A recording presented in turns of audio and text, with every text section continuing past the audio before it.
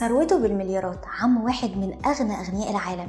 يمكن ثروته تكون أكتر من مال قارون نفسه، ولكن كل ده منفعوش قدام أمر الله، واللي خلاه نايم مش عارفين عايش ولا ميت بقاله أكتر من 18 سنة.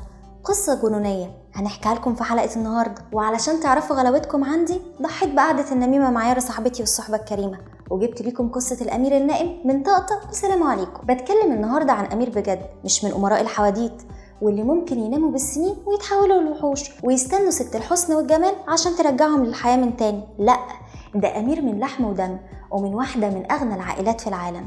بص يا سيدي، الأمير النائم ده بينتمي لآل سعود، وهي العائلة الملكية اللي بتحكم السعودية. في سنة 2005 كان بيسوق عربيته بسرعة كبيرة في شوارع لندن، فعمل حادثة صعبة اتسببت ليه إنه يدخل في غيبوبة تامة. الأمير كان عمره 18 سنة بس، وكان طالب في الكلية العسكرية وقتها. حاولوا يسعفوه، لكن تقرير الأطباء قال إنه حصل له موت دماغي أدى إنه يدخل في غيبوبة تامة، وإن ساعته في الدنيا معدودة، على أقصى تقدير 72 ساعة. لكن والده أصر على الأمل، وإنهم يحطوا ابنه على أجهزة تساعده على الاستمرار في الحياة. تخيلوا، فضل سنين على أجهزة وكأنه جماد، مفيش أي مظهر للحياة.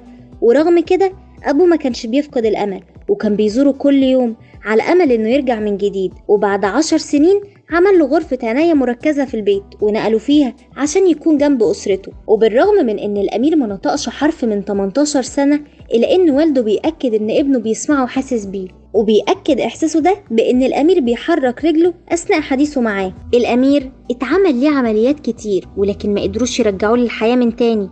ومع كل ده بابا لسه متمسك بالأمل، وبيقول لو ربنا كان عايز ابني يموت في الحادثة كان زمانه في قبره دلوقتي. وبالرغم من ان الامير متعلق بين الحياة والموت ولمدة 18 سنة، الا انه لسه متمسك بالحياة. وده ظهر لينا من خلال فيديو انتشر ليه وهو بيتفاعل بتحريك ايده لما سيدة سلمت عليه، ورفع ايده مرة تانية لما طلبت منه يعيد ده.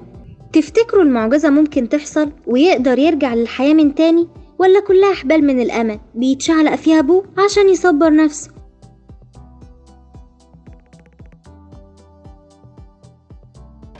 Now my time to spend my money.